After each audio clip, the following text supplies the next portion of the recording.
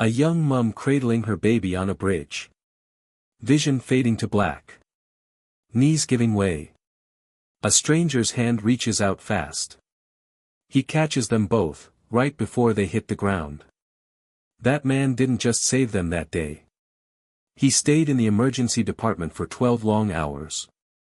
With two people he'd never even met. 6 years later. They're married. 3 kids. This is their story. And it's going to hit you right in the feels, in the very best way. Emily Harper was 24, living in Seattle, Washington. Juggling 2 jobs just to stay afloat. Her little girl, Lily, was 6 months old. No partner. No family close by. Just Emily and this tiny person who needed her for everything. Emily's parents had died in a crash 3 years earlier. Lily's dad vanished the second he heard about the pregnancy. Blocked her number. Moved states. Gone. So she was doing it solo. Serving tables by day at a little place called Maggie's Diner, on Capitol Hill. Then coming home to do data entry after Lily was asleep. 4 hours of sleep if she was lucky. Living on strong coffee and leftover chips the cook slipped her. Her flat was a cramped studio that always smelled faintly of damp carpet and burnt toast from next door. The bathroom door never quite shut properly. The radiator clanked like it was haunted. But it was hers. She was making it work. Or at least telling herself she was. Except her body was starting to quit. Dizzy spells for weeks. Vision going fuzzy, like bad reception on an old telly. She'd grip the counter at work, pretend she was just cleaning it while the room spun. Hands shaking pouring coffee. Legs like jelly by the end of every shift. She told herself. It's just tiredness. Just stress. Just life. Couldn't afford a doctor. Couldn't afford to miss a shift. The thought of phoning in sick made her feel sicker than the dizziness. So she kept going. Like single mums do. They just keep going. Then came September 14th, a Tuesday. Her first proper day off in ages. No extra shift. No late-night work. She decided to take Lily to the Fremont Bridge walkway. One of those classic old Seattle bridges with the stunning views. It was unusually sunny, rare for Seattle, even in September. She thought fresh air might help. Watching Lily smile at the sky might remind her why she was grinding so hard. Might make her feel alive again, even for a moment. She dressed Lily in a cute little yellow romper with tiny ducks. One of the few nice outfits she owned. Strapped her into the carrier. Grabbed the battered changing bag. Headed out. The walk was about 15 minutes. Lily babbled and tugged Emily's hair the whole way.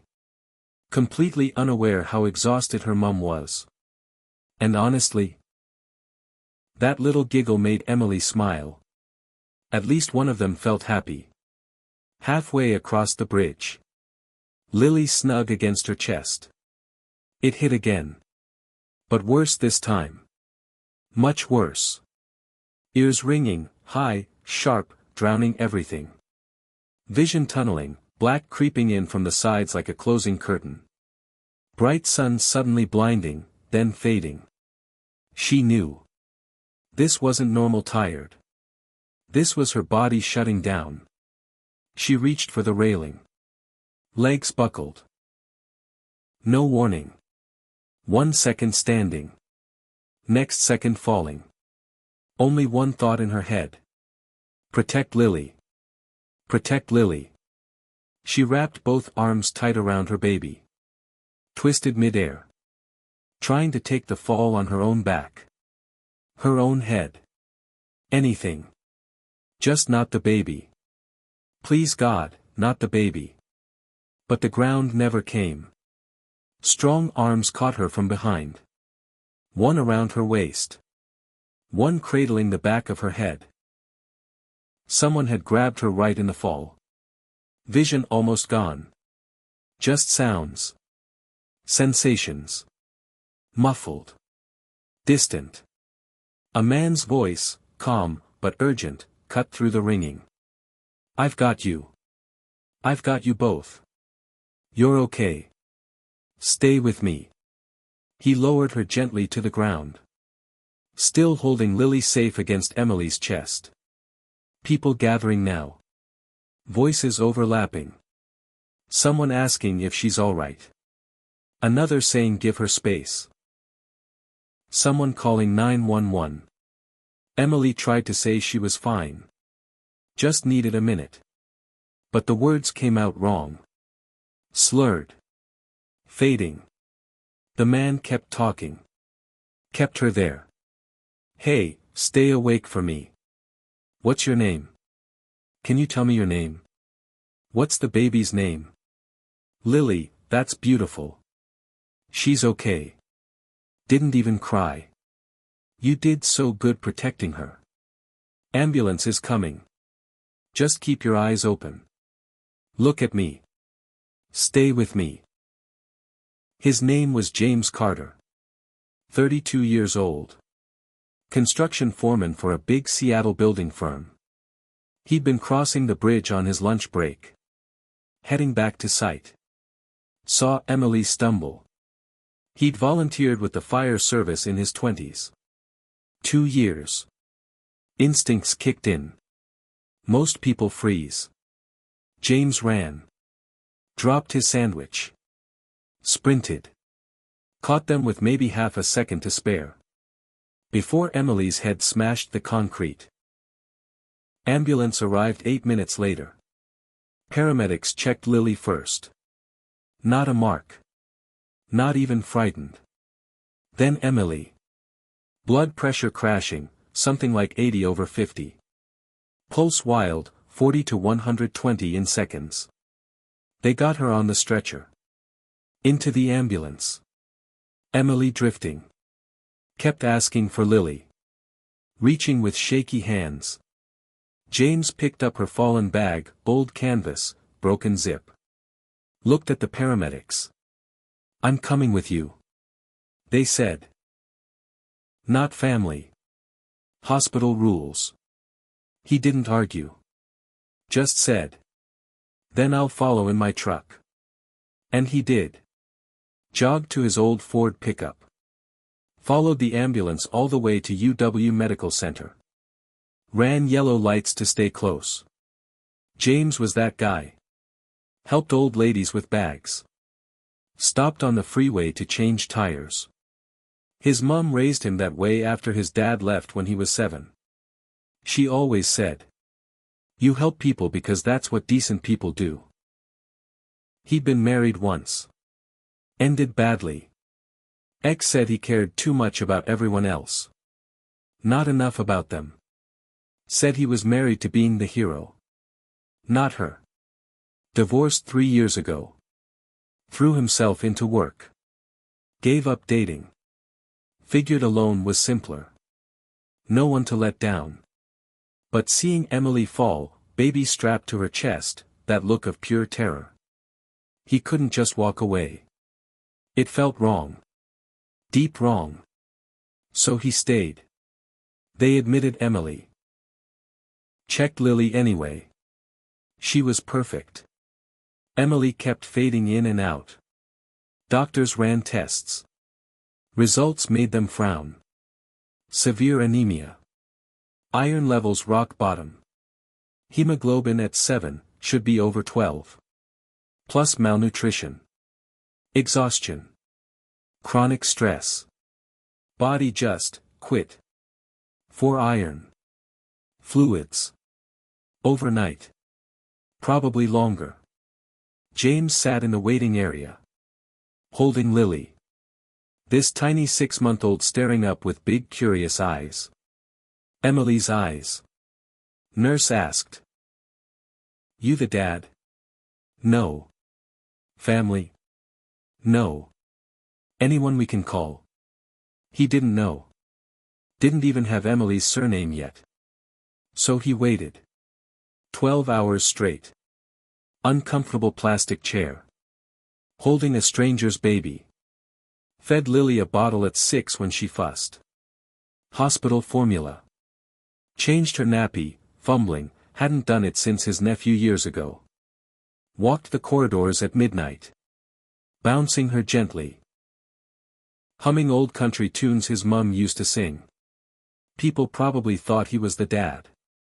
He didn't correct them. Easier. Around 2 a.m., doctor came out. She's stable. Awake. Asking for her baby. Getting upset. They took him back.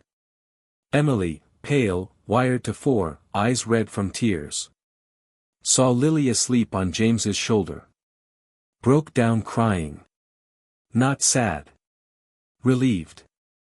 Deep, chest-shaking relief. James handed Lily over carefully. Emily held her tight. Kissed her head over and over. Whispered. Mummy's here. Mummy's got you. I'm so sorry, sweetheart. I'm so sorry. Then looked up at James. Really saw him. You, stayed? He shrugged. Awkward. Yeah. Didn't feel right leaving. You've been here this whole time, with her. You don't even know us. Someone had to. She's a good baby. Only cried twice. Emily couldn't stop staring. This stranger saved her life. Saved her daughter's. Then stayed. When he could have walked away. No one would have blamed him. Thank you felt too small. Over the next 3 days, while Emily recovered, James kept coming. Lunch breaks. Brought proper coffee. Real food, sandwiches, fruit, because hospital grub is awful. Held Lily while Emily ate. Showered. Helped her call the landlord. Explain missed rent. Phoned her boss at the diner. Begged him not to sack her. Promised she'd be back soon. Before discharge, they swapped numbers. Just to check you're okay. You and Lily. But it became more. Morning texts. How you feeling today? Then visits. Bringing groceries, her fridge was empty except sour milk and peanut butter. Then dinners. Him cooking, because Emily lived on toast and soup, couldn't cook much. Lily started reaching for him. Giggling at his silly faces. Falling asleep on his shoulder during films. Emily tried to stay guarded. She'd been burned. Lily's dad promised the world. Delivered nothing. But James? No big promises. No forever talk. Just showed up. Every day. Fixed the dripping tap the landlord ignored. Fitted a smoke detector, freaked out she didn't have one. Brought a proper car seat and pushchair one day, gently used, because hers were duct taped together. 6 months after the bridge, first real date. James's sister watched Lily. Quiet Italian place downtown. Talked 4 hours straight. Emily told him everything. Losing her parents. Lily's dad leaving. How scared she was constantly. Felt she wasn't enough. Failing her girl. James listened. Really listened. Told her about his divorce. Feeling he'd failed at the biggest thing. Terrified to try again. What if he messed up twice? But here they were. Trying. A year later, he proposed. Nothing flashy. In her tiny flat. Lily banging pots like drums in the corner. Down on one knee. I didn't think I'd want this again. Family. Forever. Someone depending on me. But then I met you too. I can't picture life any other way. You're it for me. Both of you. Will you marry me? Emily said yes before he finished. Crying. Laughing. All at once. Small wedding in a Seattle park. 6 months later, Lily as flower girl. Mostly 8 petals and through the basket. James's crew came. Emily's diner mates came. Not fancy. But real. Theirs. 2 years on, baby girl, Grace. Then a year after, boy, Noah. James adopted Lily officially. She became Lily Carter. His daughter. In every way that mattered. Now, 6 years after that bridge, they live in a 3-bed house in the suburbs. Blue front door. Not massive. But a garden. Kids running around. Tree they're planning a treehouse in. Emily went back to school. Became a nurse. Works in the same ER where they saved her. Helping others the way she was helped. James still builds things. Started his own small company with mates. Lily's 8 now. Knows the story. Knows James isn't her bio dad. But knows he chose her. Chose them. When no one else did. Emily says looking back. Fainting on that bridge was the worst. And best thing that ever happened. Forced her to accept help. Forced her to trust. She'd convinced herself she had to do it alone. That needing people meant weakness. James taught her. Letting someone in isn't giving up. It's the bravest thing you can do. James says he thinks about that day every day. How easily he could have been 30 seconds late. On his phone. Different route. 3 lives could have ended on that concrete. But they didn't. Now he tucks 3 kids in every night. Wakes up next to the woman he loves every morning. He calls it the best lunch break of my life. Sometimes the universe puts you exactly where you're meant to be. Right when someone needs you most. And sometimes, 1 second of courage. One choice not to look away. Creates a whole lifetime of love. That changes everything. If this touched your heart, hit subscribe.